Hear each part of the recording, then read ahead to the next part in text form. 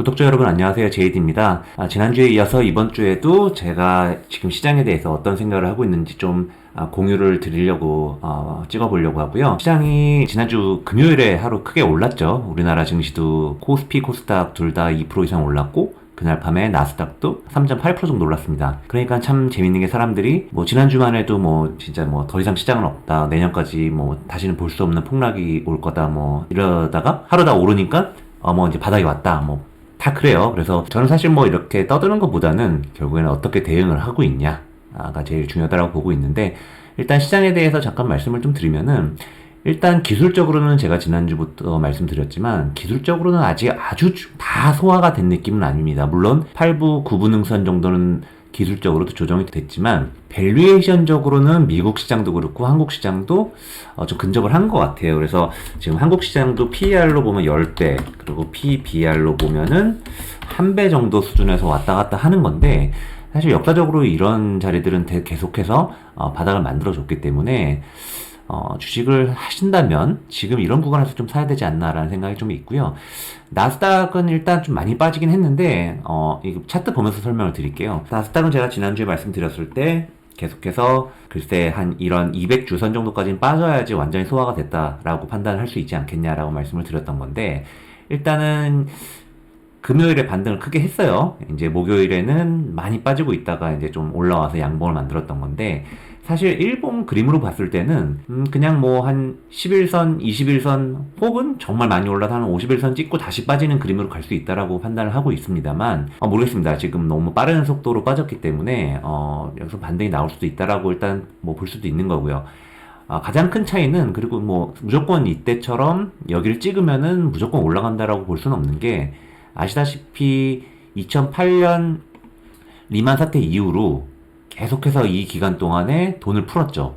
연준이 계속해서 돈을 풀었던 기간인데, 2018년 정도에 이제 회수를 한다고 했을 때 그때 한번 발작이 났었던 거고, 다시 이제 조금 금리를 낮췄다가 또 조이려고 했을 때 코로나가 터지면서 이 이전 10년보다 이때가 더 돈이 많이 풀렸습니다. 그래서 역대급 말도 안 되는 유동성이 풀렸기 때문에 이런 역대급 버블 같은 시장이 나왔던 건데, 그런 상황이기 때문에 저는 기본적으로 무조건 여기를 찍는다고 해서 이전처럼 대세 상승을 미친 듯이 할 거다라고 보는 거는 조금 환경 자체가 너무 다릅니다. 이건 너무 중요한 거기 때문에, 지금 그때는 돈을 풀었던 거고 지금 돈을 결국에는 회수를 해야 되는 구간이기 때문에 아주 제일 중요한 전제 자체는 이미 좀 바뀌었다라고 보시면 될 것 같고요.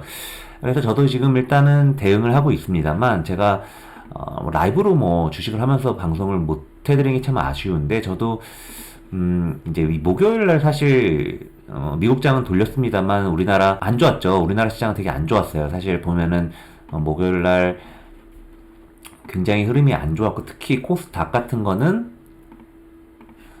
보시면은 이제 거의 3.7%가 빠졌었습니다. 그래서 저도 사실 요런 자리에서는 제가 계속해서 말씀드렸던 요렇게 선을 그었을 때 요런 자리에서는 한번 대응을 해볼 만 하다라고 말씀을 드렸는데, 좀 하회를 해가지고 저는 이제 와서 자랑하듯이 말씀드리는 건 절대 아니고요. 그래서 크게 빠지는 날 이런 지수물들 있지 않습니까? 그런 코덱스 코스피 레버리지나 코스닥 150 레버리지 이런 거를 어쨌든 이런 바닥 국면에서 최대한 사보려고 노력을 했고요. 엄청 지르진 못했습니다만은 어쨌든 이런 걸 사서 먹냐 못 먹냐는 굉장히 큰 차이가 있기 때문에 계속해서 이런 거는 좀 매매를 좀 하셔야 된다고 보고 있는 거고요.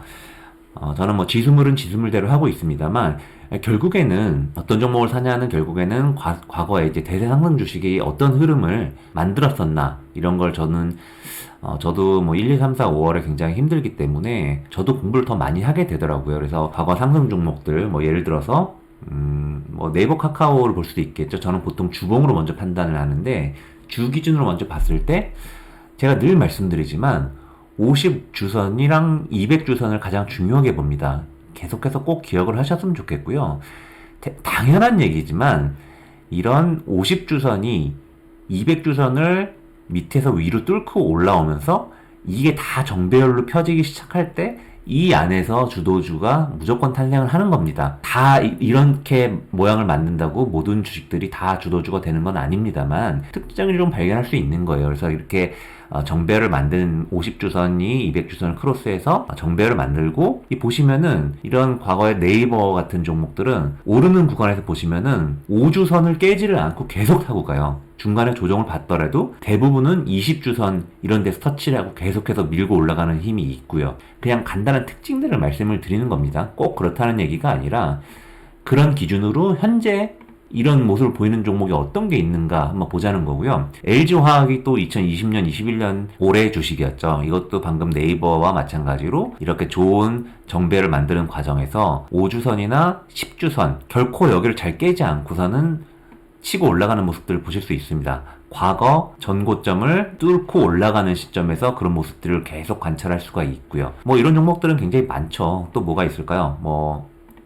재작년에 굉장히 좋았던 금호석유 역시 마찬가지죠. 좀 상승한 다음에 이게 이제 조금 시차를 두고서는 50주선, 200주선 골든 크로스가 나왔고, 그 이후에 보시면은 그 이전에 2018년 고점을 벗기면서 뚫고 올라갔죠. 그 이후에 이런 애들이 보면은 계속해서 10주선, 5주선을 깨지 않고서는 탄탄하게 올라가는 모습을 볼 수 있습니다. 그럼 과연 지금 시점에서 어떤 종목들이 똑같진 않더라도 비슷한 움직임을 보이고 있을까? 제가 지난주에도 말씀드렸던 이런 방산주들이 현재까지도 이런 모습을 보이고 있습니다. 그래서 제가 지난주에 제가 조금 일찍 팔아서 굉장히 마음이 아프다 이런 말씀을 드렸는데, 일단 주봉부터 볼까요? 방금 말씀드렸던 것처럼 50주선이 200주선을 이게 올해 한 2월 정도에 크로스를 했고요. 공교롭게도 사실 이때는 이제 러시아 우크라이나 전쟁이 터지는 시점이기 때문에 이게 사실 전쟁의 좀 수혜를 보는 거기 때문에 전쟁이 끝나면 또 빠질 수가 있는 단점은 있습니다. 그래서 사실 과거 네이버랑 저런 업체들처럼 똑같이 갈 수는 없습니다만, 공교롭게도 항공우주나 LIG 넥스원 같은 방산주들은 최근에 수출이나 숫자도 굉장히 좋아지고 있어요. 그래서 이게 구조적 성장이다라고도 판단할 수 있는 부분이 있기 때문에 지금 이제 아직 이런 정고점들을 못 벗기고 있죠. 근데 이제 물론 52주는 이미 신고가입니다. 그래서 신고가로 볼 수도 있는 건데,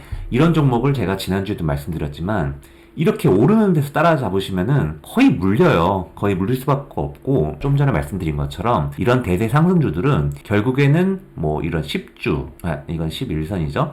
이런 5주선 혹은 10주선을 잘 깨트리지 않기 때문에 이런 자리에 근접을 했을 때 사놓으시면은 설령 손절을 하더라도 좀 덜 열받습니다. 이런 자리에서 따라가서 바로 9% 물려서 손절하면 굉장히 열받고요. 그래서 제가 지난주에 방송을 드릴 때 요런 시점, 요런 자리들을 기다려서 난 사겠다. 그래서 저는 실제로 이번 주에 벌써 이렇게 조금 조정을 받았을 때 좀 추가 매수를 했습니다. 다시 재매수를 좀 했고요. 또 날아가면 또 배가 아프니까 배가 아프면 안 되잖아요, 저희는. 그래서 LIG 넥스원을 더 좋게 말씀드렸었는데, 이건 사실 요런 자리를 깼어요. 그래서 제가 지난주에 77,000원, 78,000원을 말씀드렸는데, 저는 그래서 1차로 목요일 정도에 이 주식이 좀 이 정도 빠졌을 때 샀습니다. 그리고 금요일에도 좀 추가 매수를 했고요. 원칙은 제가 늘 말씀드리지만, 어떤 자리에서 아무리 좋은 자리에서 사도 시장은 늘 제 뜻대로 안 갈 수 있기 때문에 5%, 7%, 9% 마이너스죠. 이런 3분의 1씩 손절을 하는 원칙을 저는 어떤 자리에서 사든 지키기 때문에, 아주 시장이 미친듯이 빠른 속도로 급락하는 날 빼고는 저는 어떤 종목에서도 마이너스 9% 이상 손실을 보고 나오진 않습니다. 근데 이제 지난주에 저희 사무실에 계시는 분이 저한테 주식 상담을 한번 하러 오셨는데요. 종목들을 보니까 너무 가슴이 아픈 게 미국 주식 마이너스 90% 진짜 마이너스 85% 이런 주식들이 너무 많더라고요. 그러면 사실 완전히 그렇게 돼서 저를 찾아오시면은 저도 어떻게 말씀드릴 방법이 없기 때문에 계속해서 이런 원칙들을 좀 지키면서 하셨으면 좋겠고요. 그래서 저는 이런 주도주군으로 보고 있는 애들, 그리고 제가 이 50주선, 60주선을 계속 말씀을 드리는 거는 이런 50주선, 60주선이 우상향을 하고 있는 종목들에서 계속해서 신고가가 나옵니다, 결국에는. 그래서 저는 이렇게 방금 제가 말씀드렸던 노트에 해놨던 이런 60주나 50주선이 탄탄하게 우상향이 보이시죠? 이렇게 진한선으로 보이잖아요. 이렇게 탄탄하게 가는데 보시면은 2020년 이후에 파마 리서치 같은 종목도 50주나 60주선을 깨지 않고 계속해서 올라갑니다. 잠깐 깼다가도 올라가고 공교롭게 이번 주에 이 자리를 좀 깼는데요. 그래서 저는 요런 자리들에서 요걸 좀 하회하거나 요 근처에 있을 때 슬슬 매수를 한번 해보는 겁니다. 실패할지라도 이런 종목들은 근데 어쨌든 사람들이 제가 방송 찍는 걸 보고 저 새끼 뭐 차트만 보고 뭐 차트쟁이 아니냐라고 하시는데 10년 베스트 애널리스트 했던 사람인데 차트만 보고 하진 않겠죠. 그래서 여러 가지 자료들도 많이 보고 기관 뭐 사모펀드랑 이제 롱펀드에 있는 후배들 선배님들이랑 같이 이런저런 정보도 주고 받으면서 펀더멘탈도 되는 종목 중에서 자리도 좋은 걸 찾는 겁니다. 그래서 어떤 게 먼저다라고 말씀을 드릴 수는 없지만 이런 종목들을 가지고 매매를 좀 한다라고 보시면 될 것 같고요. 그래서 이거 뭐 제가 다 가지고 있는 종목들은 아닌데 이런 종목들은 제가 뭐 가지고 있고요. KCC도 실적도 이번에 굉장히 잘 나왔고 저는 뭐 기관들은 지금 뭐 이걸 뭐 판다라고 하지만 제가 말씀드렸던 것처럼 방금 말씀드렸던 50주, 200주선도 좋은 자리를 크로스를 했고 KCC 같은 주식은 2021년 이후로 사실 뭐 이런 60주선을 깨트리고 밑으로 내려가 본 적이 없어요. 그리고 추세가 바뀐 지도 얼마 되지 않았고 근데 지금 어쨌든 주간으로 봤을 때는 지금 바닥권에 있잖아요. 이게 좋은 자리에 있다라고 저는 이런 걸 판단을 합니다. 그래서 뭐 일봉도 가끔 보긴 합니다만은 대체로 일단 먼저 주봉으로 판단을 합니다. 실적도 잘 나오고 있고 수급은 사실 국내 기관들은 사고 있고 외인들은 팔고 있습니다만은 저는 뭐 이제 이런 수급 자체는 그렇게 중요하게 보지는 않습니다. 이것만 보고 따라해서는 어차피 성과를 제대로 낸 적이 없기 때문에 그래서 저는 뭐 이런 KCC 같은 종목들도 이번 주에 좀 매수를 하고 있고요. 뭐 여러 가지 종목들이 있는데 뭐 예를 들어 성신양회 제가 예전부터 말씀드렸던 종목인데 저는 뭐 이거는 뭐 장이 좋은 금요일에도 좀 빠져서 마음이 좀 아픕니다만 요런 건 이제 사실 좀 워치를 해야죠. 굉장히 제가 말씀드렸던 중기 추세가 바뀌어서 잘 가고 있지만 한 번도 깨트리지 않았던 60주선을 이번 주에 깼습니다. 이번 주에 깼는데 여기서 이제 마이너스 뭐 5%, 7%, 9% 가면 어쩔 수 없이 손절을 하는 거지만 저는 기본적으로 이 주식이 결국에는 계속해서 나오는 어떤 이런 기타 법인의 매수세 같은 걸 감안했을 때는 한 번 더 모멘텀이 있을 거다라고 보고 있고요. 실적도 실제로 굉장히 좋을 걸로 예상이 됩니다. 그래서 너무 초조하지 않게 매매를 해보려고 하고 있는 상황이고요. 제가 지난주에 드렸나요? DB 하이텍 이런 종목들도 제가 주말 보니까 외국인 기관 양매수하는 종목에도 DB 하이텍이 껴있더라고요. 그래서 IT 종목 중에서도 이런 DB 하이텍처럼 2020년 딱 코로나 터지기 전부터 얘는 골든 크로스가 났고 계속해서 이 자리를 놓치지 않고 가고 있죠. 그리고 제가 지난주에도 요 자리 요런 데서 저는 이거 조금밖에 못 사서 굉장히 배가 아픈데 이런 자리들에서 공략을 해보는 겁니다. 물론 이렇게 골든 크로스가 난 이후에 이렇게 2년 정도 지속이 된 종목들은 이 힘이 분명히 빠집니다. 그래서 뭐 사실 이런 거는 월봉으로 보거나 이러면은 뭐 제가 조만간 또 MACD 오실레이터 해석하는 법도 좀 알려드리려고 하는데 사실 되게 이런 긴 시계열로 봤을 때 좋지는 않아요, 솔직히. 근데 어쨌든 이런 종목들을 사시는 게 지금처럼 시장이 어려울 때 가장 편안하게 주식을 할 수 있는 솔루션이다라고 저는 생각을 하고 있기 때문에 계속 보고 있고요. 50주선, 200주선 크로스는 이제 막 시작되는 종목들 있지 않습니까? 요런 게 사실 대세 상승의 시작이기 때문에 잘 봐야죠. 강원랜드까지만 말씀을 드리고 마무리를 짓겠어요. 근데 지금 아직 50주선 혹은 60주선이 200주선을 크로스하지 않았는데 이렇게 되는 모습으로 가려고 하고 있고 이거는 흡사 몇 개월 전에 LIG 넥스원 같은 종목들의 약간 요런 지점 정도에 있다라고 해석을 하시면 됩니다. 그래서 뭐 강원랜드가 꼭 이렇게 될 거다라고 말씀을 드리는 건 아닌데 저런 모습을 보이는 애들 중에서